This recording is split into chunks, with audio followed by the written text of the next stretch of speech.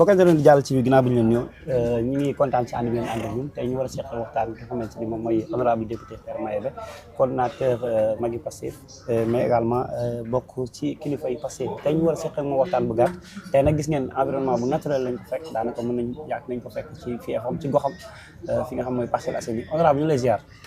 waaw auzu billahi mina shaytaani rajim bismillahi rahmaani rahim wasalaatu salaamu ala rasulillah ñu ngi lay fay di nuyu internet yëpp incha allah fas yéene waxtaan ak yow waxtaan bi du gudd nag waaye incha allah ñu waxtaan bu am solo.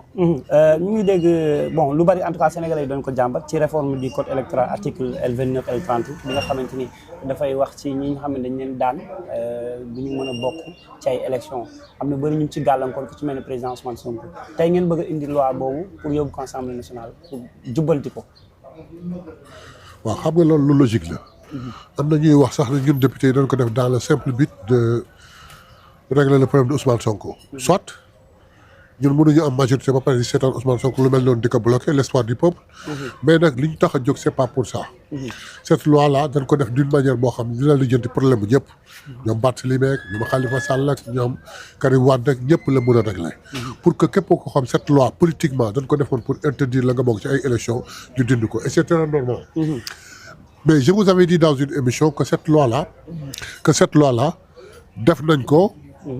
def nañ ko depuis le mois de novembre voire décembre.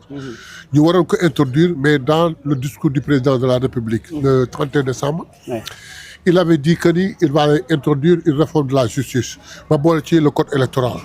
bon ces lois là c'est des lois ces articles là c'est des articles du code électoral donc comme il avait dit qu'il allait le faire durant le premier trimestre nous avons attendu xaar ba code électoral bi ñëw ñu xool ba xam en fonction de ce que nous avons fait le travail que nous avons effectué est-ce que réellement jël nañ ko en compte si c'est le cas ok au cas contraire avec les instruments qu'on a comme les amendements ñu fexe de façon à ce que mu conforme à ce que l'on veut maintenant on a attendu aujourd'hui c'est le 7 ñëwul on est obligé d'introduire cette loi pour réformer ces deux articles là.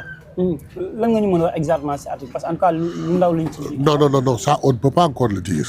c'est des articles yoo xam ne on l'a soumis à l'Assemblée nationale on ne peut pas le divulguer comme ça. léegi attendons que au moins que l'Assemblée nationale jot na ko ñu xool ba dem au moment du vote ou quelque chose comme ça on dira tout le contenu mais ce qui est certain dans le cadre général comprenez que képp koo xam ni par des manigances politiques on t'avait empêché de participer à des élections inch'Allah dinañ la ko dindil ba nga mën a bokk ci ay élections. parce que bu dee condamnation bi dafa définitive dañuy exclure définitivement ci liste électorale bi. donc loolu aussi. attendez de voir le contenu de ce qu'on a fait. mais li wóor mooy koo xam ni abusivement.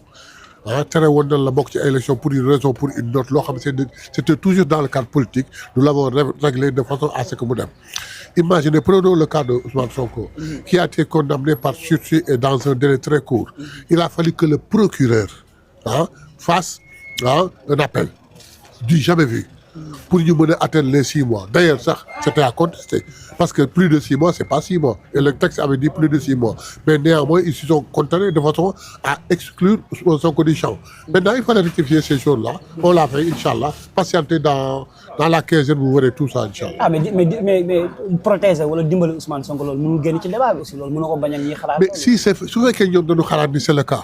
mais kon def nañu lu baax. Ousmane est des nôtres, c'est notre patron, c'est notre chef de parti. Il a été empêché de participer à des élections pour des choses fallacieuses. Nous avons impossibilité de dire on l'a réglé, c'est fini. Vous faites que mais réglé pour Ousmane Sonko, on l'a réglé pour tout le monde. Mais du moment que ça fait mais tant pis, on l'a fait pour Ousmane Sonko, soit. Et c'est une bonne chose. À quoi sert une majorité? Mais est-ce que Ousmane Sonko est demandeur en quelque sorte? Non, Ousmane n'a jamais demandé ça. Mais ñun ñoo xool dans l'intérêt de notre parti et dans l'intérêt du Sénégal en tenant compte des autres on l'a fait pour tout le monde mais bu fekkee ne yenn voix yi day wax ni on l'a fait pour Ousmane mais soit on devrait le faire pour Ousmane on l'a fait pour Ousmane il n'a jamais été demandeur. mais loolu aussi dafay arranger d'une part Barthélémy Dias. tout le monde pas Barthélémy Dias Khalifa ñëpp lay arranger. pour que au moins kenn dootul bloquer kenn bu élection amee ñëpp demandoo sur la ligne de départ ku mën sa morom. kon article bi daal visé wul benn personne. visé wul benn personne non non. dafay permettre pour. képp kuy Sénégal nga am. la participation de tous. Ouais voilà mais aussi tamit ki nga xamante ni moom mooy yéen assemblée nationale. c'est vrai que ne durcissement wu loi bi ba léegi am na ay répercussions parce que ñenn jàpp nañ ni am ndëgg sërëx yi bari na ci loolu waral Karim Xrum Xax tey sax ñu porté ko plainte diffamation jamono bii ñu waxee ñu ngi ci ñu ngi koy déglu foofu te cybersécurité. amul benn ndëgg sërëx. amul benn ndëgg sërëx. on a durci la loi sur l'homosexualité. teg ko mais ñu wax ni nit mënul tëb rek jiiñ nit ni day promouvoir mi day def te tegu ko fenn c'est le cas de Karim bu jóg fekk une personnalité bu toog nga ñëw pour des raisons yoo xam ne yow rek ko xam nga jiiñ ko s'il a des arguments il est convoqué bu dee mu joxe arguments yi au cas contraire la loi tombe sur lui. il sera jugé et condamné. parce qu'il n'est pas donné à n'importe qui de dire n'importe quoi. mais ni nga ko tegee genre Karim la parce que boo tuumaalee te def ko ñaari at kaso sax mën na. pourquoi nga wax genre Karim la. soo ko def man su ma ko defoon mu tombé ci man boo ko defoon mu tombé ci yow c'est Karim qui l'a fait mu tombé ci moom. ah bon parce que léegi on devrait soustraire ça de la loi au point où nit ku ne mën nga toog parce que jéppi nga nit wala parce que d'accord ak nit rek nga taxaw jiñ ko góor jigéen. non on l'a encadré looy wax na la leer. looy wax na leer déggoo daal discours du premier ministre bi muy dem keroog di wax ak jeunesse yi.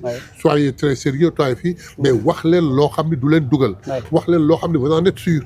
voilà c'est ça. ah mais aussi tamit ki nga xamante mooy Pape Alé Niang est-ce que waroon jël auteur aussi parce que diffamation moom tamit yàgg na def ay. mais attendez pourquoi tu veux prendre non bu laajtee. soo laajtee dafa mel tu prends kii pour Karim.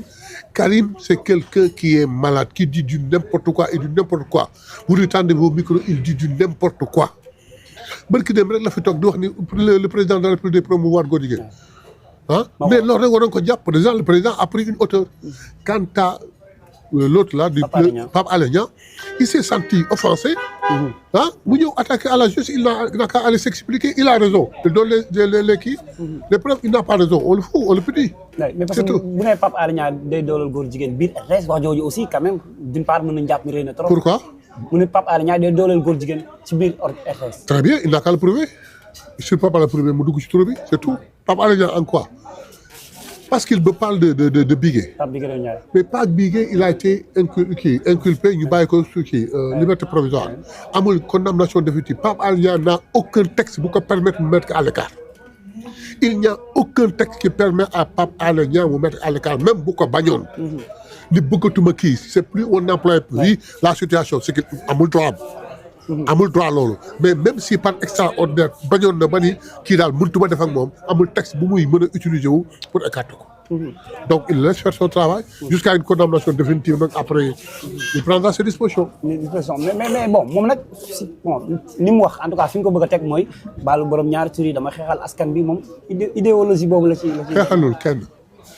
xeexalul kenn parce que moom orientation bi lépp fu xaalis jëm la jëm xaalis jëmul jëmoo ko ki xeex mooy ànd sàmm jikko yi. ñoo ñëw jaar fi ñu jaar ñëw waxanteeg ñun député yi. te waxanteeg le premier ministre. ñu xaar orientation ñooñu wax ñu dig leen àndandoo affaire bi ñëw ci ñun conforme à ce que l'on veut ñu def ko ki ko def ki proposé loi bi kontaan ñun député yi ko voté kontaan ànd sàmm jikko yi kontaan kilifa diine yi kontaan tout le monde est content donc moom la xeexalul kenn. moom criminalisation la wax xam nga sur quoi il s'est basé pour wax ni kii il ne comprend même qu'à la criminalisation ne règle pas le problème da ko doon gën a alourdir. on a vu des criminalisations comme le viol qui n'ont réglé aucun problème qui ont alourdi la chose. donc lui il comprend pas Karim Xrum Xax dafa socc foog ñu faj ko wax naa ko ba tey mais là je ne me comprends pas. c'est vous qui devez arrêter de lui tendre des micros muy wax yu kenn xamul. léegi nag wax na ba dugal boppam. ah bon on est en démocratie aussi bon est-ce que jàppoon est-ce que démocratie veut dire ce que l'on veut xalaatam en fait bon waxuma mu tuumaal kenn non est-ce que démocratie vous dites qu'on est en démocratie est-ce que démocratie veut dire veut signifier dire ce que l'on veut non alors voilà on est en démocratie il peut dire ce qu'il veut mais pourvu qu'il puisse le prouver et si c'est le cas aujourd'hui il passera au cas contraire nag gaa ñu faj ko